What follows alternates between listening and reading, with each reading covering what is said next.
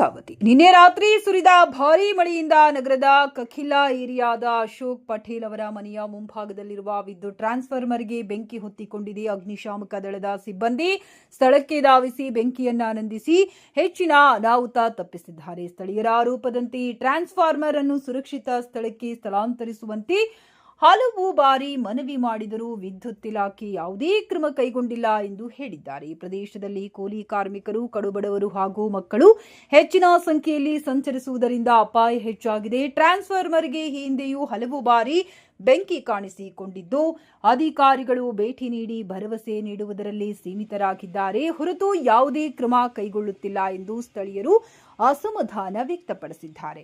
ಈ ಸಮಸ್ಯೆಯನ್ನ ಶೀಘ್ರದಲ್ಲೇ ಪರಿಹರಿಸಿ ಟ್ರಾನ್ಸ್ಫಾರ್ಮರ್ ಅನ್ನು ಸುರಕ್ಷಿತ ಸ್ಥಳಕ್ಕೆ ಸ್ಥಳಾಂತರಿಸುವಂತೆ ಕಲ್ಯಾಣ ಕರ್ನಾಟಕ ಯುವ ಜಾಗೃತಿ ವೇದಿಕೆಯ ರಾಜ್ಯಾಧ್ಯಕ್ಷ ಶವಿ ಬಿಸ್ಟಿ ಮಾಧ್ಯಮದ ಮೂಲಕ ಅಧಿಕಾರಿಗಳಿಗೆ ಮನವಿ ಮಾಡಿದ್ದಾರೆ.